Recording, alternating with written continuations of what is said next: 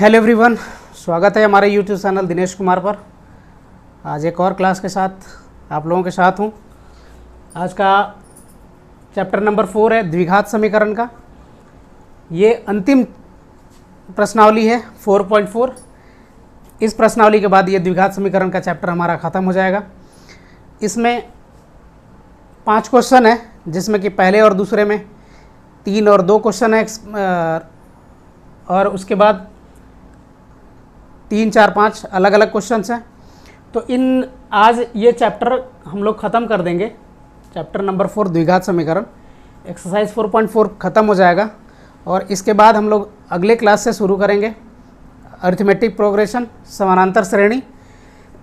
तो आज का क्लास हम लोग ये पढ़ते आए हैं अभी तक कि द्विघात समीकरण को कैसे कैसे हल किया जा सकता है, गुणनखंड विधि द्वारा, पूर्ण वर्ग विधि द्वारा और द्विघात सूत्र के द्वारा।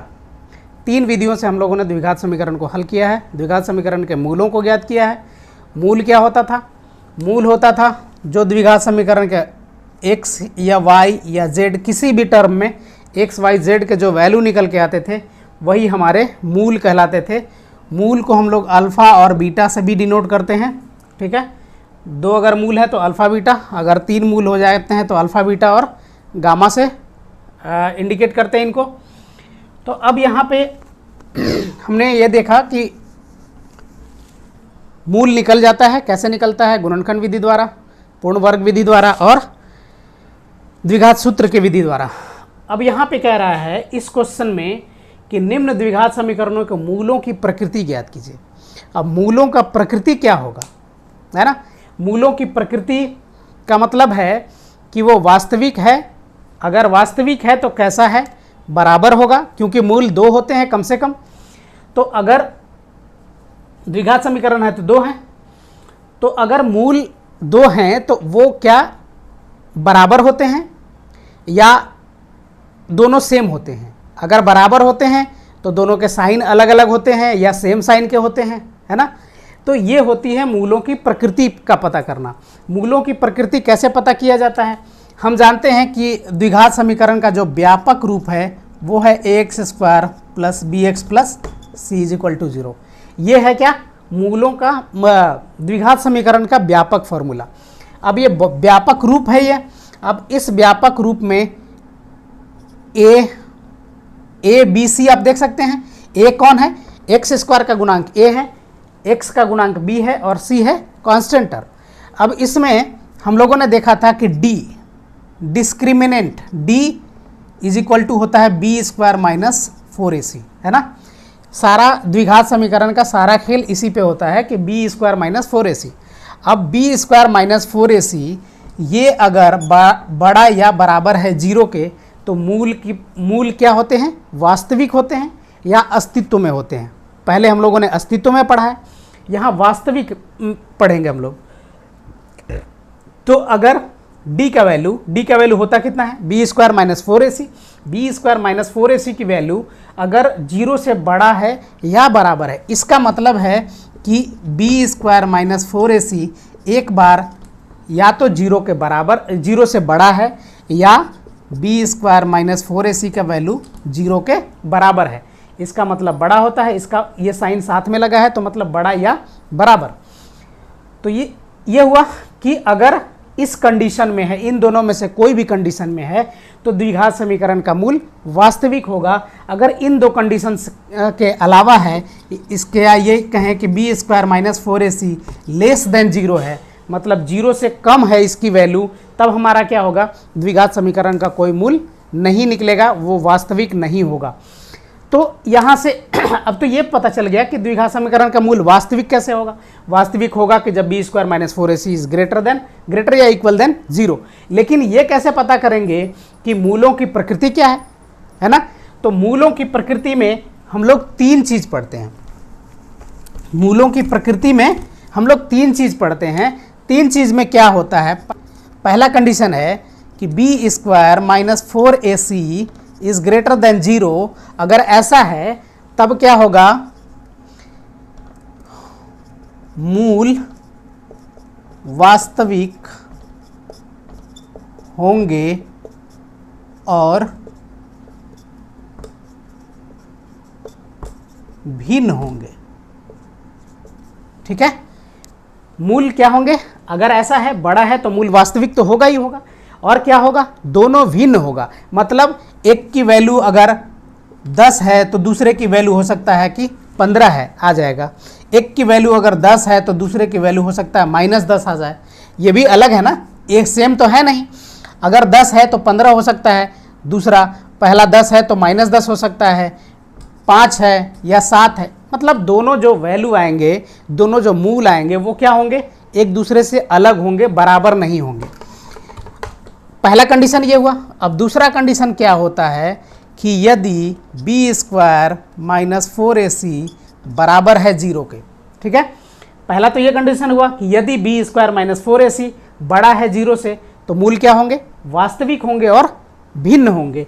लेकिन अगर ऐसा है कि b² - 4ac बराबर है 0 के, तब क्या होगा, मूल वास्तविक और समान होंगे।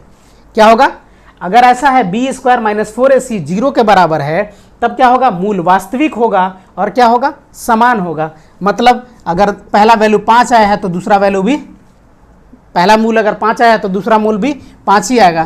पहला मूल अगर 10 आया है तो दूसरा मूल भी 10 ही आएगा। इसका मतलब है कि इतना का वैल्यू जो हम लोग मूल का फॉर्मूला निकालते हैं, -b ± √b² - 4ac बटा में 2a, ये अगर फॉर्मूला निकालते हैं तो ये वाला वैल्यू अगर 0 हो जाएगा तो क्या होगा, -b/2a।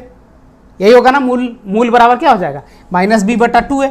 अब -b/2a को एक ही वैल्यू आएगा ना, b तो वैल्यू चेंज हो नहीं जाएगा, तो ये -b/2a हो जाता है। इसीलिए दोनों मूल क्या हो जाते हैं, बराबर हो जाते हैं। और अगर ये वैल्यू अलग रहता है, b² - 4ac का वैल्यू अगर 0 से बड़ा होता है, तब क्या होता है, मूल वास्तविक होता है और अलग अलग होते हैं, दोनों अलग वैल्यू के होते हैं। तीसरा कंडीशन है कि b² - 4ac लेस देन 0 है, तब क्या होगा, b² - 4ac is equal to less than 0 है। अगर 0 से छोटा है, 0 से छोटा कब होगा, जब ये वैल्यू माइनस में आ जाएगा। जैसे -10, -15, -2, -1, कुछ भी अगर माइनस में वैल्यू आता है तब क्या होगा, 0 से छोटा कहलाएगा। और जब 0 से छोटा होगा तब क्या होगा कि मूल वास्तविक नहीं होंगे। मूल क्या होंगे, वास्तविक ही नहीं होंगे। उसका मतलब है कि कोई मूल उस द्विघात समीकरण का कोई मूल नहीं निकल के आएगा। तो हमारा ये 3 कंडीशन है। इन तीनों कंडीशन में हम लोग चेक कर लेंगे इस समीकरण को कि मूलों की प्रकृति क्या है। हम b² - 4ac निकालेंगे। b² - 4ac का वैल्यू अगर इस तरह का है, b² - 4ac का वैल्यू अगर 0 से बड़ा है तो मूल वास्तविक होंगे और भिन्न होगा। b² - 4ac का वैल्यू 0 के बराबर है तो मूल वास्तविक होगा और समान होंगे। और अगर b² - 4ac का वैल्यू 0 से छोटा है, दैट मीन्स कि अगर ये ऋणात्मक वैल्यू है, निगेटिव में वैल्यू आ रहा है, तो हमारा द्विघात समीकरण का मूल वास्तविक नहीं होगा और तब हमें मूल ज्ञात करने की ज़रूरत नहीं पड़ती है। तो हम लोग ये आप लिख लीजिए कि ये तीनों कंडीशंस होने चाहिए। ये तीनों कंडीशंस होने चाहिए। जिस कंडीशन में भी होगा उस तरह के मूलों की प्रकृति हम लिखेंगे। तो क्या इस समीकरण, इस क्वेश्चन में हम यही चेक करेंगे कि मूलों की प्रकृति क्या है, भिन्न है, समान है या फिर अवास्तविक है।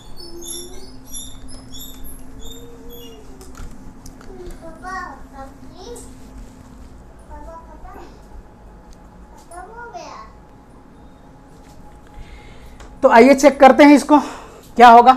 तो यहाँ लिखेंगे हल लिखेंगे।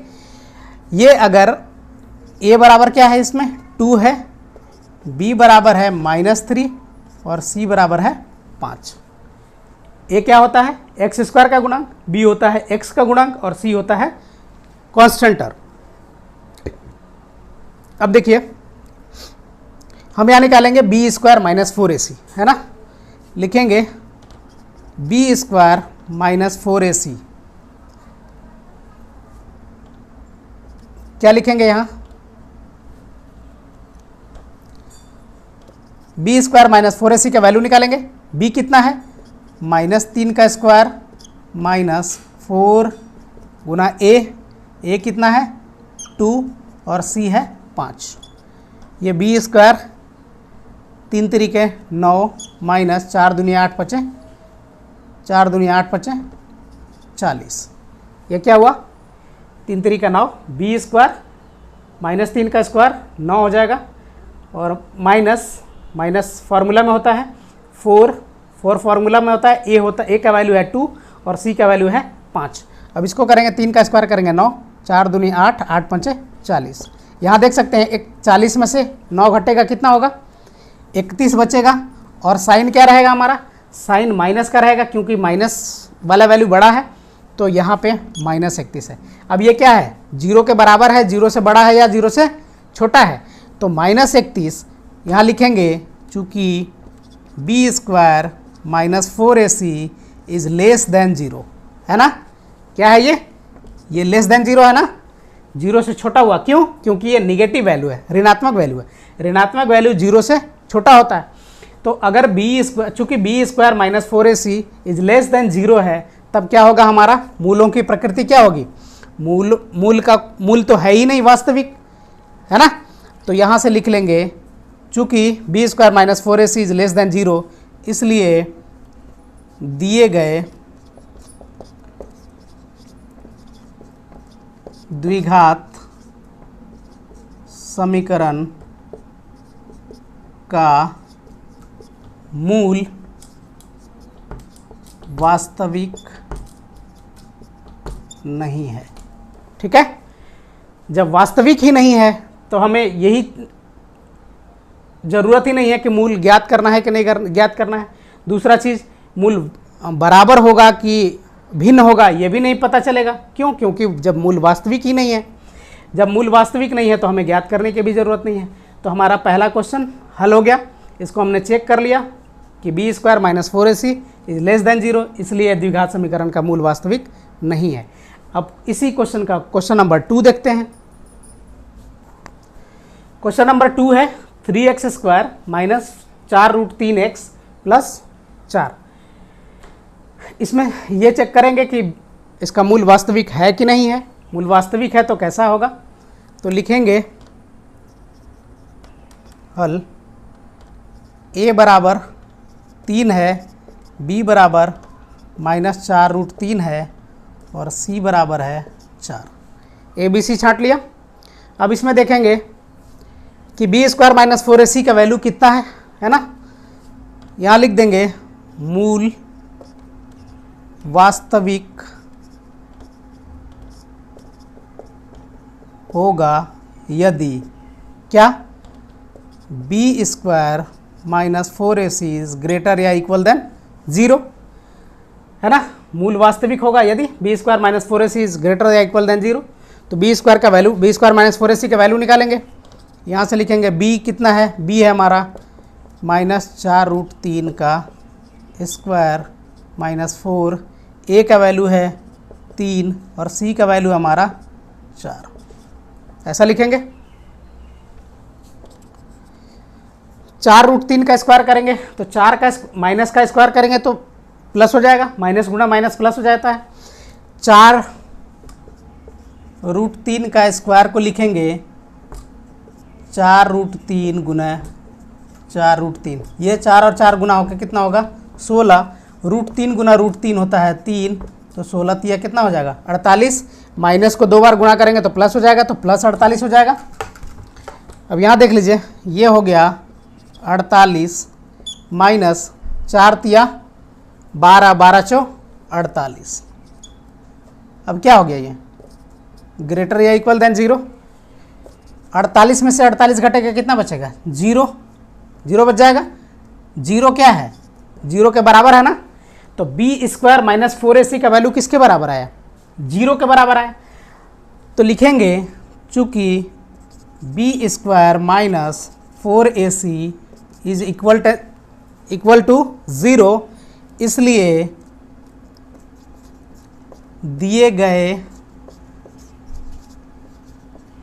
द्विघात समीकरण के मूल वास्तविक तो होगा, लेकिन और क्या होगा? हमने पहले 3 कंडीशन बताए कि अगर बी स्क्वायर माइनस 4ac बड़ा है 0 से, तब क्या होगा? मूल वास्तविक होगा। और क्या होगा? भिन्न होगा, अलग अलग। बी स्क्वायर माइनस 4ac बराबर है 0 के, तब क्या होगा? मूल वास्तविक होगा और बराबर होगा। समान या बराबर कुछ भी लिख लीजिए। और अगर B square minus 4ac less than 0 है तो फिर अवास्तविक हो जाएगा, है ना? अवास्तविक या अस्तित्व में नहीं है। ठीक है, तो यहाँ पे क्या आया? बी स्क्वायर माइनस 4ac का वैल्यू 0 के बराबर आया। तो 0 के बराबर आएगा तो क्या होगा? मूलों की प्रकृति क्या होगी? मूल वास्तविक होंगे और क्या होगा? समान होंगे। मूल वास्तविक और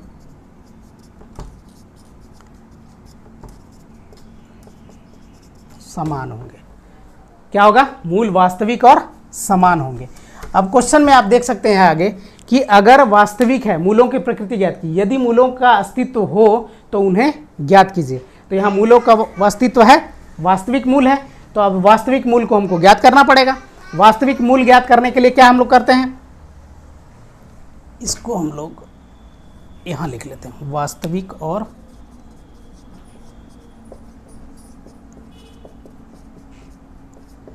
समान होंगे। अब यहाँ से हम लोग मूलों को ज्ञात करेंगे। मूल ज्ञात करने का फॉर्मूला होता है, मूल बराबर होता है minus B plus minus root under B square minus 4ac बटा में 2a। मूल x के टर्म में है तो x का वैल्यू निकलेगा। ठीक है, तो मूल के जगह हम x भी लिख सकते हैं या ऐसे भी लिख सकते हैं, मूल x बराबर भी लिख सकते हैं। ठीक है, तो b का वैल्यू कितना है? माइनस 4√3। तो यहाँ से लिख दिया minus 4√3 minus 4√3 plus minus B square minus 4ac। B square minus 4ac का वैल्यू आप डायरेक्ट यहाँ से लिख सकते हैं। बी स्क्वायर माइनस 4ac का वैल्यू कितना आ गया है? हमारा 0 आ गया है। तो बी स्क्वायर, चूंकि हम लोग जब इस कंटिन्यूटी में बना रहे हैं तो बी स्क्वायर माइनस 4ac का वैल्यू हम लोग बार बार क्यों निकालेंगे? तो बी स्क्वायर माइनस 4ac का वैल्यू हम लोग यहाँ से 0 पुट कर देंगे तो ये आ जाएगा बी स्क्वायर माइनस 4ac का वैल्यू 0। ठीक है, और बटा में 2 गुना a का वैल्यू कितना है? 3। ऐसा है, तो यहाँ से लिखेंगे x बराबर, ये माइनस और माइनस गुणा होकर क्या हो जाएगा? प्लस 4√3। ये वाला टर्म पूरा क्या होगा? 0 हो गया। 0 का वर्गमूल 0, ये प्लस माइनस का कोई वैल्यू ही नहीं रह गया। 0 हमारा खत्म हो गया, तो यहाँ से ये टर्म क्या हो गया? पूरा का पूरा खत्म हो गया। तो ये बच गया हमारा केवल 4√3 और बटा में क्या हो गया? 2 गुना 3। अब यहाँ से आप देख सकते हैं, इसको हम लोग और लिख सकते हैं क्या? 4 गुने, सॉरी और कुछ नहीं, यहाँ से काट सकते हैं हम लोग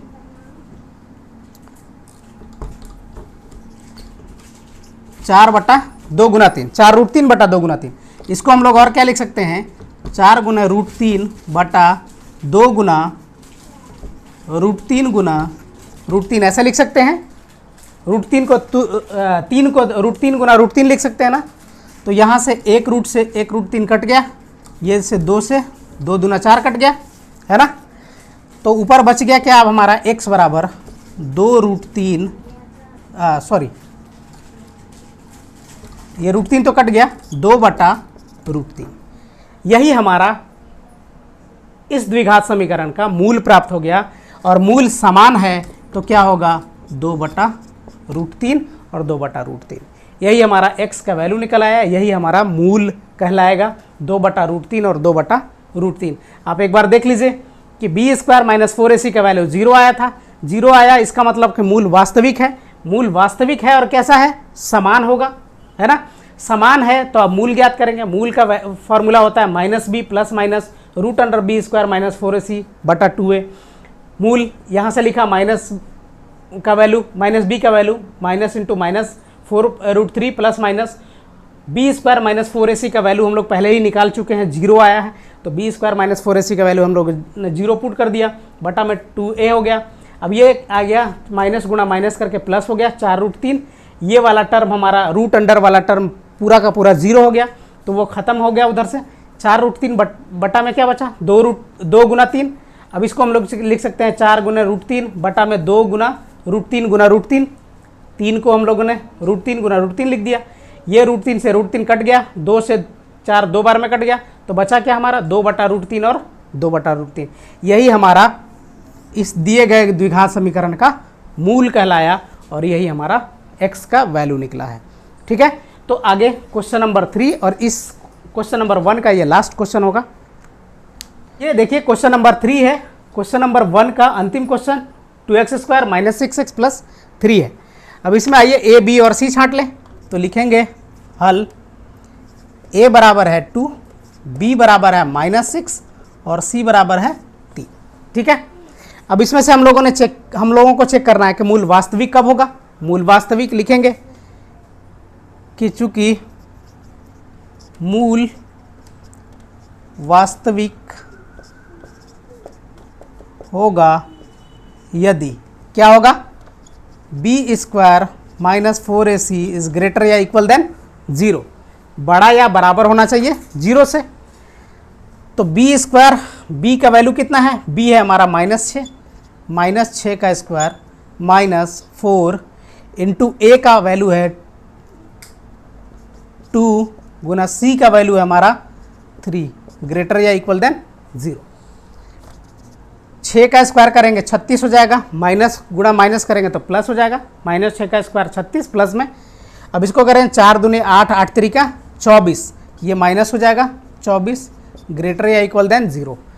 अब यहाँ देखेंगे 36 माइनस 24, 36 में से 24 घटाएंगे कितना बचेगा, 12 बचेगा, प्लस बचेगा क्योंकि 36 प्लस में है और बड़ा है, तो 36 में से 24 घटाएंगे तो प्लस 12 बचेगा। अब ये 12 क्या है, 0 के क्या है, अब यहाँ से बराबर वाला साइन हटा देंगे क्योंकि क्या है, ये 0 से बड़ा है।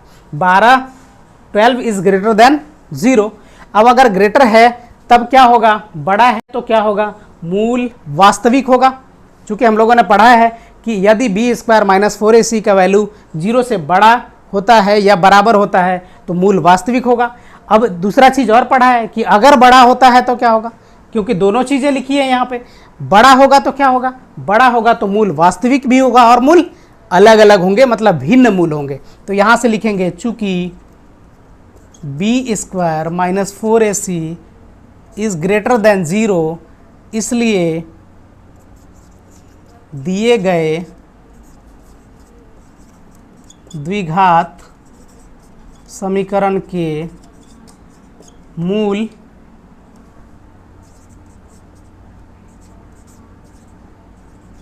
वास्तविक और भिन्न होंगे। ठीक है, दिए गए तो b² माइनस 4ac बड़ा है 0 से, तो क्या आएगा, दिए गए द्विघात समीकरण के मूल वास्तविक होगा और भिन्न होगा, मतलब अलग अलग होंगे। अब मूल ज्ञात करना है कि क्या मूल होगा भाई, क्योंकि वास्तविक है तो उसको ज्ञात भी करना पड़ेगा। तो लिखेंगे मूल किसके टर्म में है, x के टर्म में है, तो यहाँ से लिख दिए x बराबर, फार्मूला होता है -b plus minus root under b² minus 4ac बटा में 2a। यहाँ से लिख देंगे x बराबर, b का वैल्यू कितना है -6, तो -6 plus minus root under b² minus 4ac का वैल्यू हम लोगों ने कितना निकाला, 12। b² माइनस 4ac का वैल्यू हमारा आया है 12, तो यहाँ लिख देंगे 12। चूँकि ये पहले ही हम निकाल चुके हैं और ये कंटिन्यूटी में सवाल हम लोग बना रहे हैं, तो b² माइनस 4ac का वैल्यू हम लोग दोबारा नहीं निकाल के यहाँ से हम लोग ये वैल्यू पुट कर देंगे, बटा में 2 गुना 1 कितना है, a है 2, x बराबर, ये माइनस और माइनस गुणा होकर प्लस हो जाएगा, ये +6 प्लस माइनस 12 को हम लोग क्या लिख सकते हैं, 12 को हम लोग लिख सकते हैं 4 गुना 3 बटा में 2 गुना 2, इसको 2 गुना 2 रहने देते हैं, इसको और क्या लिख सकते हैं हम लोग, 6 प्लस माइनस इसका 3 का तो वर्गमूल पूरा होता नहीं है, 4 का पूरा वर्गमूल होता है, 4 का वर्गमूल कितना होगा 2 हो जाएगा, और 3 को हम लोग √3 ही लिख लेते हैं बटा में 2 गुने 2, ऐसा लिख सकते हैं ना हम लोग। अब देखिए यहाँ से एक बार ये वैल्यू प्लस में होगा और दूसरा वैल्यू माइनस में होगा, तो हम लोग लिखेंगे, इसलिए x बराबर एक बार प्लस वैल्यू लिखेंगे 6 प्लस 2√3 बटा में 2 गुना 2, और दूसरा x बराबर क्या होगा 6 माइनस 2√3 बटा में 2 गुना, तो ऐसा कर सकते हैं ना। अभी आप यहाँ से देख सकते हैं ये 2 और ये यहाँ भी है ना 2, और यहाँ भी इसको लिख सकते हैं 2 गुणा 3, तो दोनों में से 2 कॉमन कर सकते हैं, तो x बराबर 2 कॉमन कर लिया, 2 कॉमन किया तो यहाँ से बच जाएगा 3 प्लस √3, यहाँ से 2 निकल जाएगा तो √3 बचेगा, बटा में बच जाएगा 2 गुना 2। इसको भी ऐसा करेंगे तो यहाँ से भी 2 निकल जाएगा, यहाँ से बचेगा 3√3 बटा में 2 गुना 2। अब आप देख सकते हैं ये 2 से ये कट सकता है, ये 2 से ये 2 कट जाएगा, तो इसलिए x बराबर हमारा आ गया 3 प्लस √3 बटा में 2, और x बराबर आ गया दूसरा 3 माइनस √3 बटा में 2। आप देख सकते हैं इसको 2 क्या आया हमारा यहाँ पे b² minus 4ac is greater than 0, 0 से बड़ा आया b² माइनस 4ac का वैल्यू, तो क्या लिखेंगे हम लोग, द्विघात समीकरण के मूल वास्तविक होंगे और क्या भिन्न होंगे, तो यहाँ हमारा भिन्न होंगे तो क्या होगा मूल, जब मूल निकाला हमने तो x का वैल्यू आया, मूल का वैल्यू आया 3 प्लस √3 बटा में 2 और 3 माइनस √3 बटा 2। ये दोनों वैल्यू अलग अलग हैं कि नहीं है, बिल्कुल अलग अलग हैं, एक प्लस में है एक माइनस में है ना। तो ये हमारा क्वेश्चन नंबर 1 कंप्लीट हुआ, क्वेश्चन नंबर 1 के तीनों क्वेश्चन कंप्लीट हो गए। अब इसी तरह से हम लोग आगे बढ़ेंगे, क्वेश्चन नंबर 2 को देखते हैं, क्वेश्चन नंबर 2 हल करके। क्वेश्चन नंबर 2 है, इसमें भी 2 क्वेश्चन हैं, पहला और दूसरा। पहला क्वेश्चन है, निम्न में प्रत्येक द्विघात समीकरण में k का ऐसा मान ज्ञात कीजिए जिसकी कि उसके 2 बराबर मूल हैं, ठीक है ना। k का ऐसा मान ज्ञात करना है जिसके लिए k का वैल्यू अगर पुट करें तो उसका जो मूल होगा द्विघात समीकरण का, इस द्विघात समीकरण का, वो मूल बराबर होने चाहिए। बराबर होने के लिए क्या शर्त होता है, बराबर होने के लिए शर्त होता है कि b² माइनस 4ac 0 के बराबर होना चाहिए। तो हम लोग इसके लिए लिख लेंगे, द्विघात समीकरण दिया हुआ है 2x² प्लस kx प्लस 3, तो यहाँ से हम लोग लिखेंगे हल। पहले तो लिखेंगे a बराबर है 2, b बराबर कितना है, x का गुणांक क्या है, b क्या होता है, x का गुणांक होता है, x का गुणांक यहाँ k है तो b बराबर k लिखेंगे, और c बराबर है 3। अब a b c आ गया। अब इसमें ये लिखेंगे कि चूंकि द्विघात समीकरण के मूल बराबर होंगे, कब होंगे बराबर, बराबर कब होंगे, यदि b² माइनस 4ac बराबर होगा 0 के। अभी हमने चेक किया है इसके पहले वाले क्वेश्चन में कि अगर b² माइनस 4ac का वैल्यू 0 के बराबर होगा तब जो द्विघात समीकरण है उसके मूल जो आएंगे वो बराबर आते हैं, और अगर b² माइनस 4ac का वैल्यू 0 से बड़ा होता है तो मूल वास्तविक होंगे और अलग अलग मूल वैल्यू होंगे। तो हमारा यहाँ पे दिया हुआ है पहले से ही कि k का ऐसा मान ज्ञात कीजिए कि जिसके लिए उसके द्विघात समीकरण के दोनों मूल बराबर होंगे।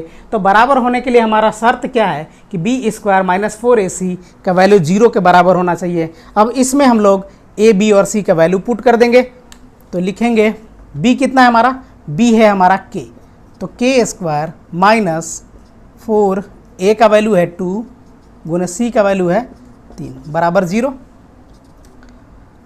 ये लिखेंगे k², ये क्या होगा, 4 दूनी 8 तरीके 24 बराबर 0, ऐसा ही होगा। अब ये k² बराबर क्या आ जाएगा, k² बराबर, इसको उधर करेंगे तो क्या होगा, ये हो जाएगा 24 प्लस में हो जाएगा, इसलिए k बराबर क्या होगा, प्लस माइनस √24 हो जाएगा। क्योंकि इधर से स्क्वायर हटाएंगे तो इधर क्या चढ़ेगा, रूट चढ़ेगा। और जब मूल की बात आती है तो जब भी मूल हम लोग लिखते हैं तो प्लस और माइनस दोनों वैल्यू लिखते हैं। तो k बराबर हमारा क्या हो जाएगा, रूट अंडर 24। अब k बराबर रूट अंडर 24 को हम लोग क्या लिख सकते हैं, इसको लिख सकते हैं 4 गुणा 6 लिख सकते हैं ना, 4 छक 24। तो 4 का वर्गमूल तो होगा, 6 का वर्गमूल नहीं निकलेगा, ये प्लस माइनस भी रहेगा। तो k बराबर हमारा हो जाएगा 4 का वर्गमूल कितना होगा 2 और रूट 6 का वर्गमूल तो कुछ होगा नहीं। तो k का वैल्यू जो हमारा होगा वो प्लस 2√6 और माइनस 2√6, ये दोनों वैल्यू होंगे। एक बार प्लस वैल्यू लेंगे और दूसरा माइनस वैल्यू लेंगे। तो k बराबर 2√6 और k बराबर माइनस 2√6 अगर हम लोग लेते हैं तो हमारा जो v² माइनस 4ac का वैल्यू होगा वो 0 के बराबर हो जाएगा। और अगर 0 के बराबर होगा तो हमारा मूल वास्तविक होगा। रुको जरा, तो ये हमारा k का वैल्यू आ गया 2√6 और माइनस 2√6। इस k का वैल्यू को अगर हम लोग यहाँ पे पुट कर लेंगे तो इस द्विघात समीकरण का मूल क्या होगा, बराबर हो जाएगा। क्यों, क्योंकि इसका अगर वैल्यू k के जगह पे 2√6 रख लेंगे तो हमारा b² माइनस 4ac का वैल्यू हमारा आ जाएगा 0 के बराबर। इसलिए ये k का वैल्यू, k का जो मान होगा 2√6 और माइनस 2√6 इस द्विघात समीकरण को सेटिस्फाइड करता है, संतुष्ट करता है। इसलिए हमारा क्वेश्चन नंबर दूसरा का पहला कंप्लीट हुआ कि k का वैल्यू किस मान के लिए, k के किस मान के लिए द्विघात समीकरण का मूल बराबर होंगे।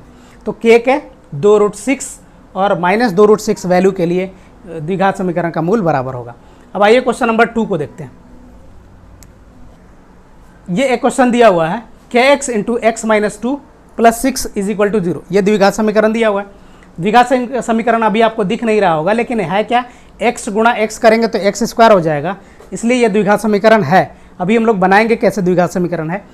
तो इसमें भी यही करना है कि k का ऐसा मान ज्ञात कीजिए जिसके लिए दोनों मूल बराबर होंगे।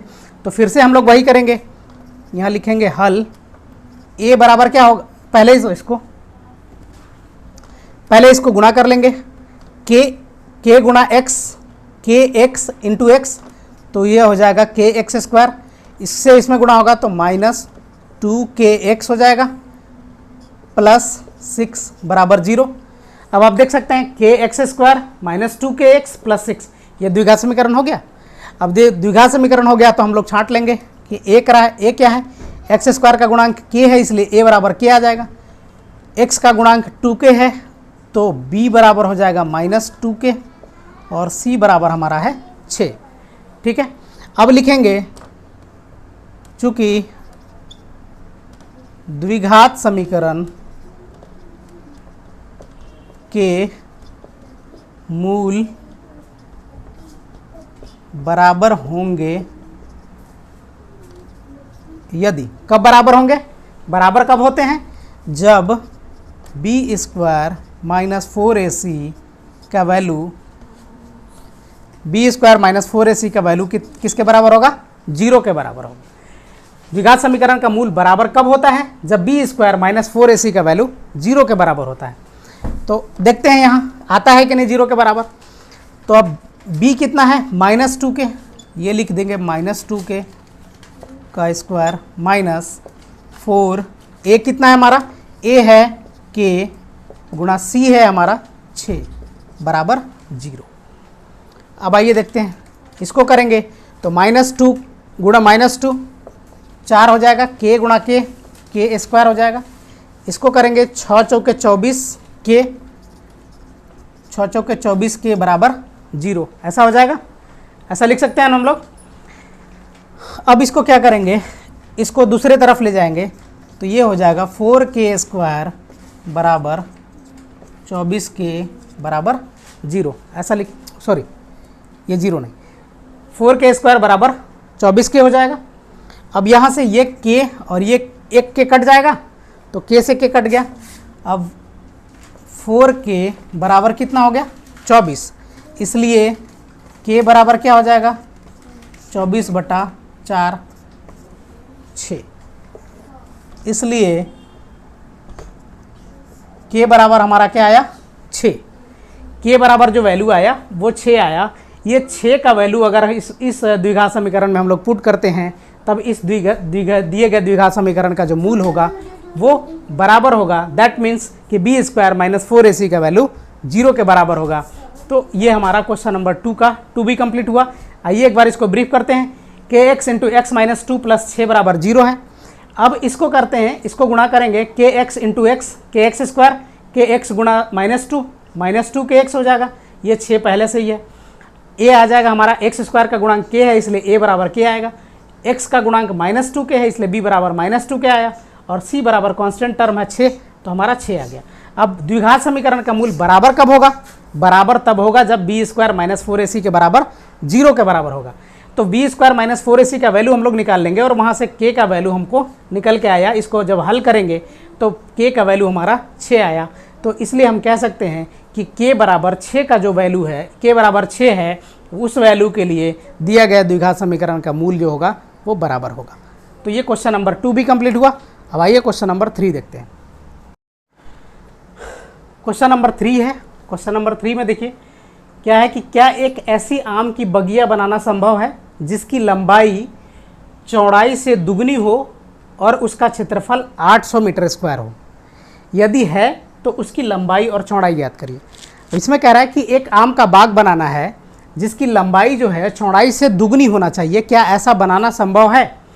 तो हम लोग देखते हैं लंबाई और चौड़ाई का अगर डिफरेंस है, अलग अलग है, तो इसका मतलब है कि वो आयताकार हो सकता है ना। तो हम लोग मान लेते हैं कि आयताकार है। अब जो लंबाई है वो चौड़ाई से दुगनी है ना। तो ये अगर मान लेते हैं लंबाई और ये मान लेते हैं चौड़ाई, ठीक है। तो अब कह रहा है कि लंबाई जो है वो चौड़ाई से दुगनी होनी चाहिए। लंबाई है, अगर x मान लेते हैं चौड़ाई, तो लंबाई कितनी होनी चाहिए? 2x होना चाहिए, यही है ना। अगर लंबाई x चौड़ाई x है तो लंबाई कितनी होनी चाहिए? 2x। और इसका जो क्षेत्रफल दिया हुआ है, क्षेत्रफल क्या होता है? क्षेत्रफल दिया हुआ है 800 मीटर स्क्वायर, है ना। तो क्षेत्रफल बराबर क्या होता है? लंबाई गुने चौड़ाई, यही होता ना, L गुना B, लंबाई गुना चौड़ाई होता है। अब ये हम लोगों ने ग्राफ से फिगर से समझ लिया, लेकिन ये क्या करना है कि ऐसा बनाना संभव है कि नहीं है। तो ऐसा बनाना संभव तभी होगा जब हम ये इसको हल करने की कोशिश करेंगे, आगे आएंगे, और जब इसका द्विघात समीकरण आएगा। द्विघात समीकरण आने के बाद अगर बी स्क्वायर माइनस 4ac का वैल्यू 0 या 0 से बड़ा हो रहा है तब तो ऐसा बनाना संभव है, अन्यथा नहीं संभव होगा। तो हम लोग पहले यही चेक करते हैं कि इसको मानते कैसे हैं। तो मान लिया हम लोगों ने कि लिखेंगे कि माना कि बाग की चौड़ाई बराबर x मीटर है। चौड़ाई क्यों माना? क्योंकि चौड़ाई छोटा है और x अगर इसको मानेंगे तो लंबाई 2x करने में हमको आसानी होगी। अगर इसको लंबाई को ही अगर x मान लेंगे तो चौड़ाई को हमको आधा करना पड़ेगा, मतलब x/2 करना पड़ेगा, जो कि थोड़ा सा कैलकुलेशन में दिक्कत भी आती है। तो सीधे सीधे सिंपल हम करते हैं कि चौड़ाई को x माना तो लंबाई हमारा दुगना है, तो लंबाई 2x हो गया। अब इसको क्षेत्रफल बराबर क्या लिखेंगे?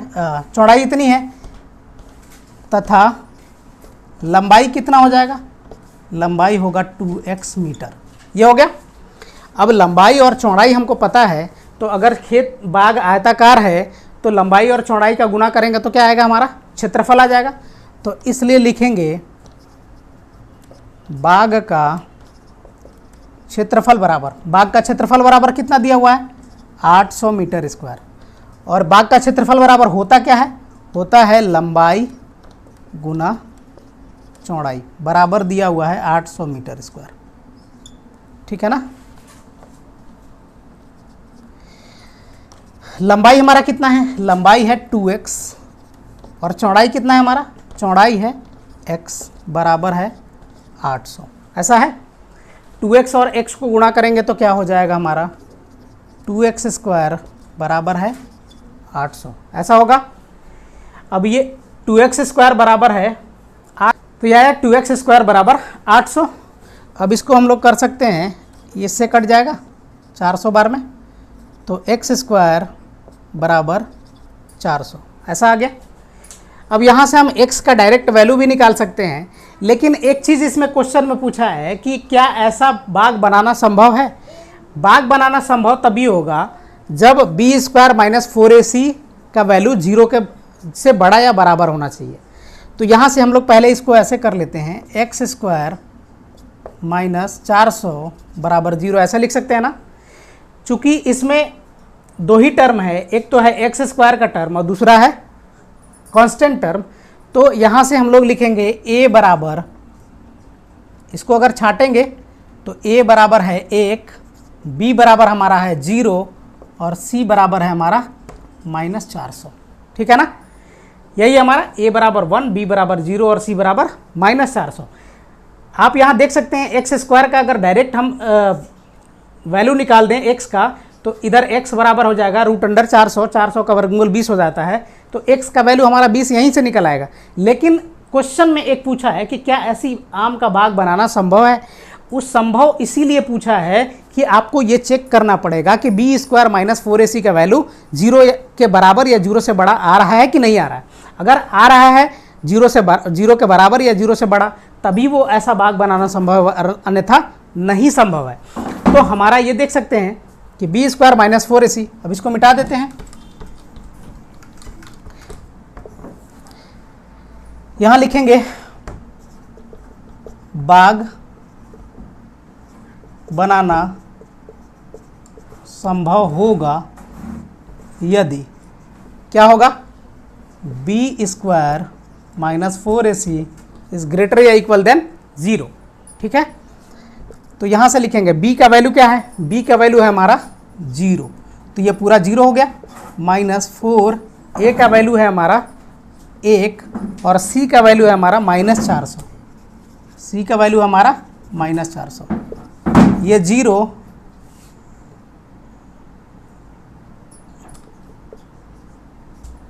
ठीक है, ये 0 और ये माइनस और माइनस गुणा होकर प्लस हो जाएगा, 4 चौके 1600, ये क्या है 1600, क्या है बड़ा है ना, 0 से बड़ा है 1600 सॉरी 1600 क्या है 0 से बड़ा है, 0 से बड़ा है, इसका मतलब है कि इस तरह का बाग बनाना संभव है। अगर संभव है तब फिर उसका क्या करना है, लंबाई और चौड़ाई निकालना है। तो यहाँ से चूँकि लिखेंगे B square minus 4ac is greater than 0, इसलिए ऐसा बाग बनाना संभव है, ऐसा बाग बनाना संभव है। अगर संभव है तब क्या करना है, उसकी लंबाई और चौड़ाई ज्ञात करनी है। तो लंबाई और चौड़ाई ज्ञात करने के लिए क्या करना पड़ेगा, यहाँ से अब लंबाई और चौड़ाई ज्ञात करने के लिए हम लोग क्या करेंगे, यहाँ से क्या करेंगे, चूँकि X square minus 400 is equal to 0 है, इसलिए x बराबर क्या, एक्स स्क्वायर बराबर क्या हो जाएगा 400, इसलिए x बराबर क्या होगा, इधर से रूट चढ़ेगा 400 पर और प्लस माइनस का दोनों वैल्यू निकलेगा, तो x बराबर हमारा आ जाएगा 400 का वर्गमूल होता है 20, एक प्लस वैल्यू होगा और दूसरा माइनस वैल्यू होगा। चूँकि लंबाई और चौड़ाई ज्ञात करना है तो हम माइनस वैल्यू को छोड़ देंगे, चूँकि लंबाई और चौड़ाई माइनस में नहीं हो सकता, इसलिए हम लोग प्लस वैल्यू लेंगे x बराबर 20 का। तो लिखेंगे चूँकि लंबाई और चौड़ाई ऋणात्मक नहीं हो सकता, इसलिए x बराबर 20 लेने पर, x बराबर अगर हम 20 लेते हैं तब क्या आता है, x बराबर 20 आया, x बराबर हमने क्या माना है, चौड़ाई माना है, तो x बराबर अगर हमारा चौड़ाई 20 आता है तो यहाँ से लिख देंगे हम लोग, उम्मीद है यहाँ तक समझ गए होंगे और ये लिख भी चुके होंगे आप लोग, तो इसको हम लोग यहाँ लिख देते हैं। इसलिए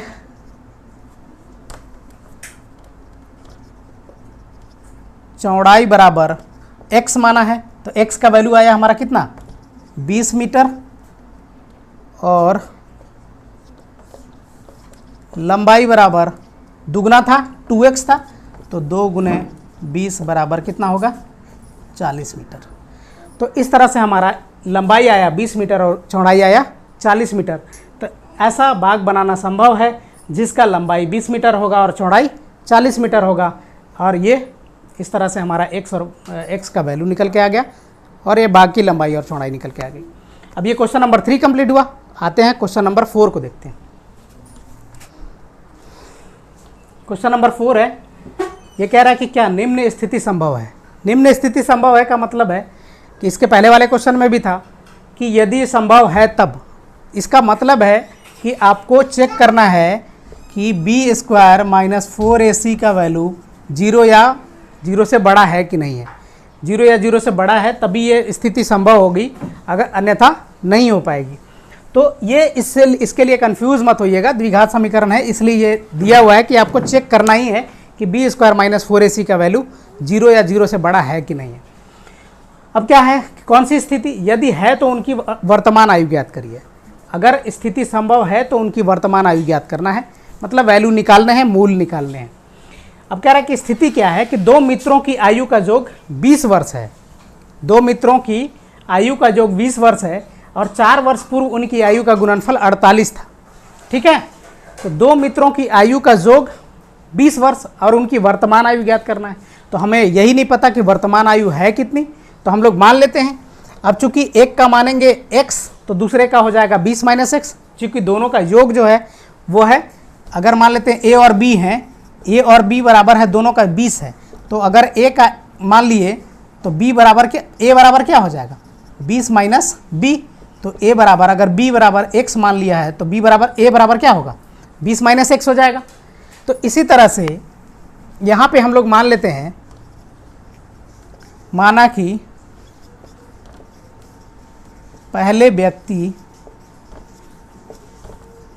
की वर्तमान आयु बराबर x वर्ष है।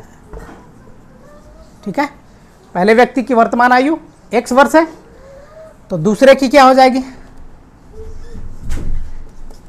दूसरे की वर्तमान आयु कितनी हो जाएगी 20 माइनस x वर्ष हो जाएगा। ऐसा क्यों, क्योंकि दोनों का आयु का योग जो है वो 20 वर्ष है, तो एक का x साल है तो दूसरे का 20 में से x घटा देंगे तो दूसरे का आ जाएगा। ऐसा आ गया। अब कह रहा है कि 4 वर्ष पूर्व उनकी आयु का गुणनफल कितना था 48 था, तो अब दोनों का आयु 4 वर्ष पूर्व निकालना पड़ेगा। तो लिखेंगे 4 वर्ष पूर्व पहले व्यक्ति की आयु बराबर, 4 वर्ष पूर्व निकालने के लिए क्या करते हैं, वर्तमान आयु में से जितना साल पूर्व कहता है उतना साल को घटा देते हैं। तो वर्तमान आयु x है तो 4 साल घटा देंगे, तो यहाँ लिखेंगे x माइनस 4 वर्ष, और 4 वर्ष पूर्व दूसरे व्यक्ति की आयु, दूसरे व्यक्ति की आयु कितनी हो जाएगी, जितना अभी वर्तमान है दूसरे व्यक्ति की आयु उसमें से 4 वर्ष घटा देंगे। तो वर्तमान में 20 माइनस एक्स, तो 20 माइनस एक्स, इसमें से 4 वर्ष घटा देंगे, तो यहाँ लिख देंगे 20 माइनस एक्स मारो, ये 4 वर्ष हो गया। अब इसको लिखेंगे, इसको अगर हल करेंगे तो 20 में से 4 घट जाएगा तो कितना बचेगा 16 माइनस एक्स वर्ष। ऐसा हो गया।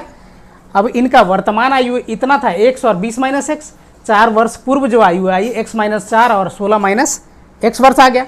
अब कह रहा है कि ये जो 4 वर्ष पूर्व वाला जो आयु था, इनका दोनों का जो गुणनफल था, दोनों का जो गुणनफल करके जो गुणा करके जो गुणनफल आता है वो है कितना 48।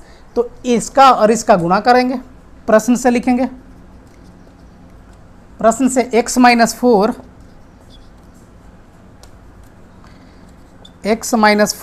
गुणा 16 माइनस एक्स बराबर कितना था 48 था गुणनफल, तो 48 लिख दिया। अब इनको हम लोग गुणा करेंगे, x से 16 में गुणा करेंगे तो कितना हो जाएगा 16x, x से इसमें गुणा करेंगे तो माइनस एक्स स्क्वायर हो जाएगा, 16 से 4 में गुणा करेंगे तो माइनस 16 चौके 64 हो जाएगा, माइनस गुणे माइनस प्लस हो जाएगा, 4 गुणा x हो जाएगा तो प्लस 4x हो जाएगा बराबर 48, ऐसा होगा। यहाँ से अरेंज करेंगे, ये एक्स स्क्वायर को पहले लिखेंगे, एक्स स्क्वायर लिख दिया, ये 16x है और ये 4x है, कितना हो जाएगा, दोनों प्लस में है तो जुड़ जाएगा, तो हो जाएगा 20x, और ये 64 है, ये 48 इधर आके माइनस हो जाएगा, तो दोनों माइनस और माइनस प्लस हो जाएंगे तो जुड़ जाएंगे, 8 और 4 12, 6 4 10 और 1 11, इतना हो जाएगा। अब यहाँ से अगर हम माइनस कॉमन कर लेंगे अरेंज करने के लिए, ऐसा भी बन सकता है इसमें भी, लेकिन अरेंज कर लेंगे तो ज़्यादा अच्छा लगेगा, तो यहाँ से माइनस कॉमन कर लेंगे तो बच जाएगा एक्स स्क्वायर माइनस 20x और प्लस 112, ये बराबर 0 आ गया। अब हमारा ये द्विघात समीकरण आ गया ना द्विघात समीकरण। अब इसमें हमको संभव तभी होगा, निम्न स्थिति कब संभव होगी, जब B square minus 4ac is equal to या ग्रेटर देन 0 होगा। बी स्क्वायर माइनस 4ac यहाँ से निकालेंगे तो हम लोग इसको ऊपर से मिटाते हैं, ऐसा है हमारा x वर्स और 20 माइनस x वर्स, ये हमने माना है। अब इसको हम लोग मिटाते हैं, फिर से लिखते हैं,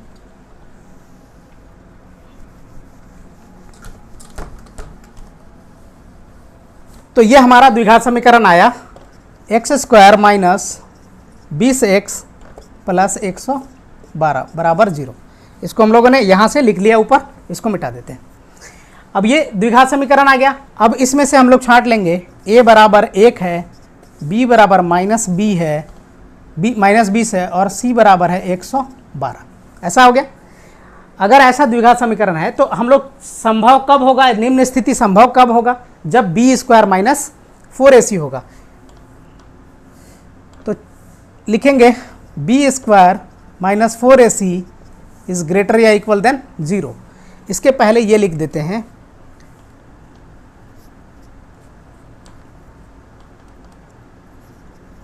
स्थिति संभव होगा यदि B square minus 4ac is greater या इक्वल देन 0 होगा। तो बी स्क्वायर कितना है, b हमारा है माइनस 20, तो बी स्क्वायर माइनस 4 गुणा a कितना है 1 गुणा c कितना है 112, ऐसा लिख दिया। बी स्क्वायर का 20 का स्क्वायर करेंगे तो 400 हो जाएगा, माइनस 4 गुना 112 करेंगे तो कितना होगा, 4 गुना 100 400, 12 गुना 4 48, तो ये हो जाएगा 448 ग्रेटर या इक्वल देन 0। अब 448 में से 400 घटाएंगे तो कितना होगा, माइनस 48 हो जाएगा। माइनस 48 क्या है, ये माइनस 48 क्या हो गया, लेस देन 0 है। बी स्क्वायर माइनस 4ac बराबर कितना आया हमारा, 0 से छोटा आ गया। क्यों, क्योंकि ये निगेटिव है, ऋणात्मक है। अब ये छोटा आ गया, इसीलिए ये कहा कि क्या निम्न स्थिति संभव है, अगर ये बी स्क्वायर माइनस 4ac का वैल्यू 0 के बराबर या 0 से बड़ा नहीं हो रहा है तो हमारा ये स्थिति संभव नहीं है। तो इस दूसरे शब्दों में ये कह लेंगे कि ये स्थिति संभव नहीं है, इसका मतलब है कि जो इस द्विघात समीकरण का जो वैल्यू आएगा वो हमारा वास्तविक नहीं आएगा, मूल वास्तविक नहीं होगा, इसका मूल अस्तित्व में नहीं है। हमारा मेन ये था कि निम्न स्थिति संभव है, ऐसा चेक करने के लिए ही कि बी स्क्वायर माइनस 4ac का वैल्यू 0 या उससे बड़ा आता है कि नहीं। तो हमारा बी स्क्वायर माइनस 4ac का वैल्यू आया माइनस 48, जो कि लेस देन 0 है, इसलिए ये स्थिति संभव नहीं है। तो हम लोग लिखेंगे कि चूंकि B square minus 4ac is less than 0, इसलिए उपरोक्त स्थिति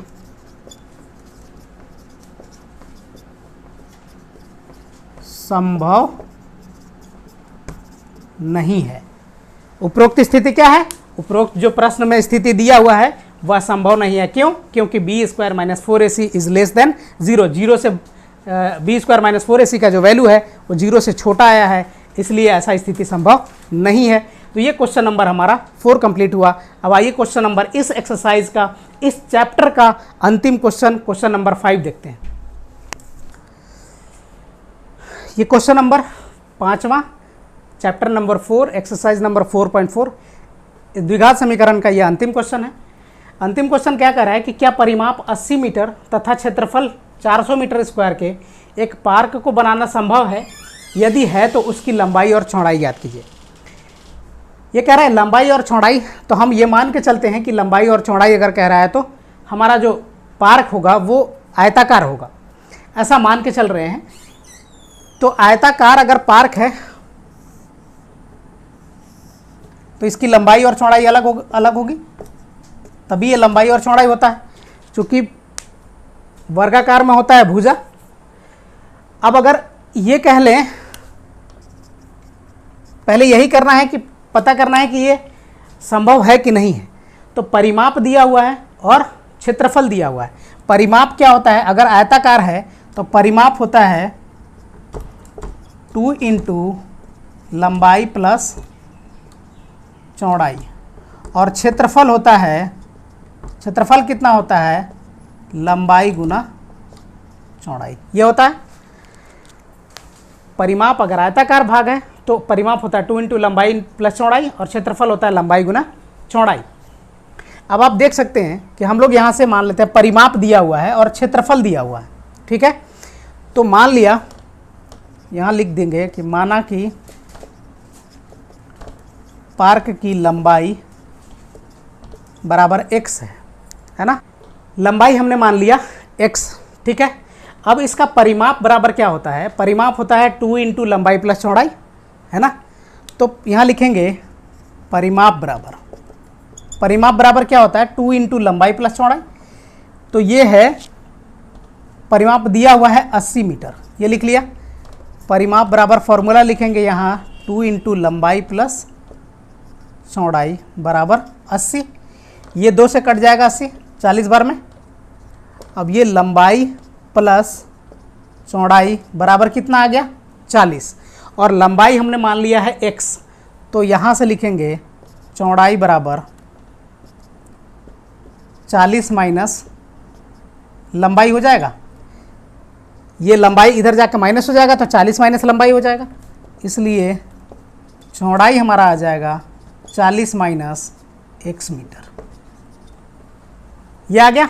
लंबाई हमारा x माना और चौड़ाई हमारा परिमाप के सूत्र से लंबाई 2 इंटू लंबाई प्लस चौड़ाई होता है बराबर परिमाप 80। तो 2 से कट गया 80 40 बार में, तो यहाँ से बचा लंबाई प्लस चौड़ाई बराबर 40। अब चौड़ाई बराबर हमको निकालना होगा, तो क्या करेंगे? 40 माइनस लंबाई हो जाएगा, ये लंबाई इधर जाकर माइनस हो जाएगा। अब x लंबाई कितनी है? x हमने मान रखा है, तो चौड़ाई बराबर क्या हो जाएगा? 40 माइनस x हो गया। अब लंबाई और चौड़ाई हमको मालूम हो गया, और इसका जो क्षेत्रफल है वो दिया हुआ है हमारा 400 मीटर स्क्वायर। तो अब लंबाई और चौड़ाई का गुणा कर देंगे तो हमारा 400 मीटर स्क्वायर के बराबर होगा। तो अब लिखेंगे क्षेत्रफल बराबर 400 मीटर स्क्वायर, ऐसा दिया हुआ है। और क्षेत्रफल बराबर होता क्या है? लंबाई गुना चौड़ाई बराबर आ गया 400 मीटर स्क्वायर। हमारा लंबाई कितना है? x, और चौड़ाई कितना आया है? 40 माइनस x, 40 माइनस x बराबर 400, ऐसा आया है।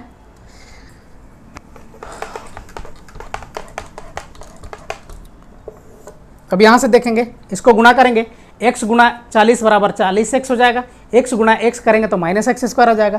तो यहाँ से लिखेंगे 40x माइनस एक्स स्क्वायर बराबर 400, ऐसा कर सकते हैं। और अरेंज करेंगे, इसको पहले लिख लिया minus x square plus 40x minus 400 बराबर 0, ऐसा लिख सकते हैं। अब इसको और अरेंज कर लेंगे, यहाँ से माइनस कॉमन कर लेंगे सबसे, तो सब में से माइनस कॉमन कर लिया, तो यहाँ से बच जाएगा एक्स स्क्वायर, ये वाला ये माइनस था प्लस हो गया, ये प्लस था तो माइनस हो जाएगा 40x, यहाँ माइनस था तो प्लस हो जाएगा 400 बराबर 0।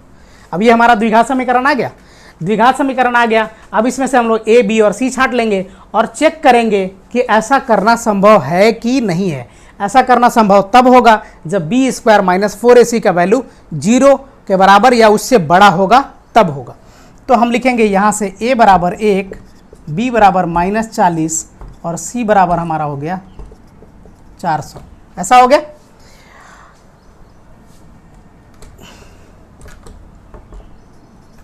ठीक है, ये 400 हो गया। अब हम लिखेंगे कि ऐसा क्या परिमाप इतना पार्क बनाना संभव होगा। पार्क बनाना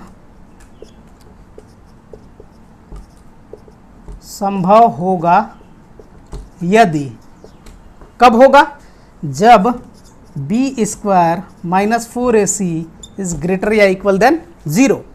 चूंकि यह द्विघात समीकरण का वैल्यू जब निकलेगा, वास्तविक वैल्यू होगा, वास्तविक मूल होगा, तभी ये ऐसा पार्क बनाना संभव है, अन्यथा पार्क बनाना संभव नहीं है। तो मूल वास्तविक कब होगा, जब बी स्क्वायर माइनस 4ac का वैल्यू 0 से बड़ा या 0 के बराबर होगा।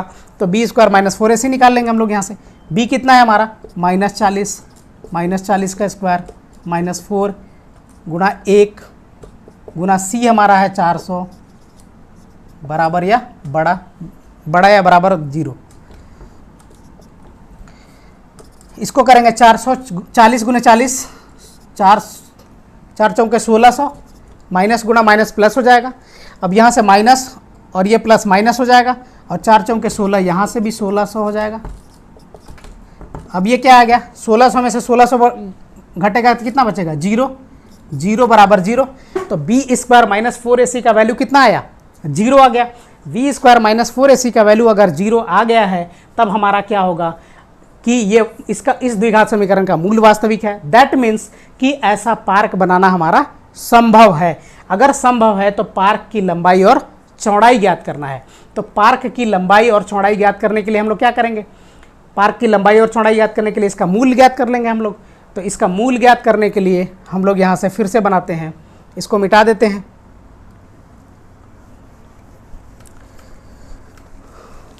उम्मीद है यहाँ तक समझ भी गए होंगे और आपने लिख भी लिया होगा। तो ये इसको हम लोग पूरा मिटाते हैं।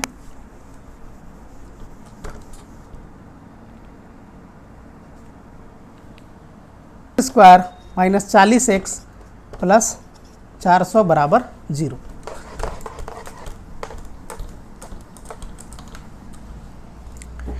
ठीक है, इतना आया है। अब इसका हम लोग को मूल निकालना है। मूल क्या निकलेगा, x का वैल्यू निकलेगा। तो x बराबर आएगा -b plus minus root under B square minus 4ac बटा में 2a। ठीक है, अब यहाँ से क्या आएगा, x बराबर b कितना है, -40 प्लस माइनस इसका वैल्यू कितना आया था, बी स्क्वायर माइनस 4ac का वैल्यू पहले ही देख लिया हम लोगों ने कि बी स्क्वायर माइनस 4ac का वैल्यू आया था हमारा 0। तो रूट अंडर 0 लिख देंगे बटा में 2 गुना 1 का वैल्यू, a का वैल्यू 1 है।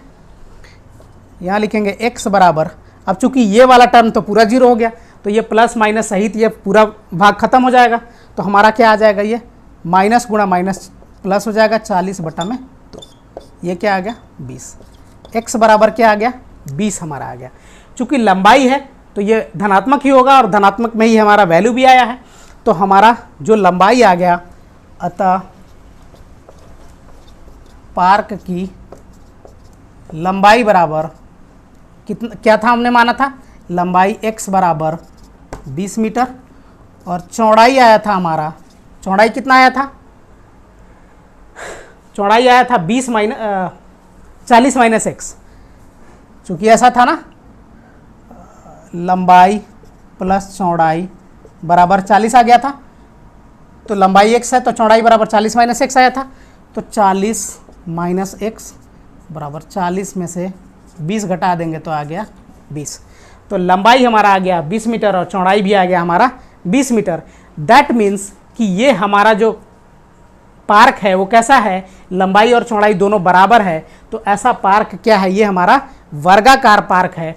तो वर्गाकार पार्क हमारा आ गया 20 मीटर लंबाई और 20 मीटर चौड़ाई आ गया। तो इस तरह से हमारा क्वेश्चन नंबर 5 भी कंप्लीट हुआ। क्वेश्चन नंबर 5 कंप्लीट होने के साथ साथ ही हमारा चैप्टर नंबर 4 यानी कि द्विघात समीकरण ये कंप्लीट हुआ। एक्सरसाइज 4.4 लास्ट एक्सरसाइज था इसका। ये क्वेश्चन नंबर पूरा का पूरा कंप्लीट हो गया द्विघात समीकरण। उम्मीद है आप लोगों को जितनी भी वीडियोस द्विघात समीकरण के हैं आपने देख लिया होगा। और अगर नहीं देखे हैं तो हमारे चैनल दिनेश कुमार पर विज़िट करें और जितने भी वीडियोस पड़े हुए हैं अभी तक वो सारे देखें, ताकि आप अच्छे तरह से द्विघात समीकरण और उसके पूर्व के जो भी चैप्टर मैंने पढ़ाए हैं बहुपद, वो भी आप समझ सकें।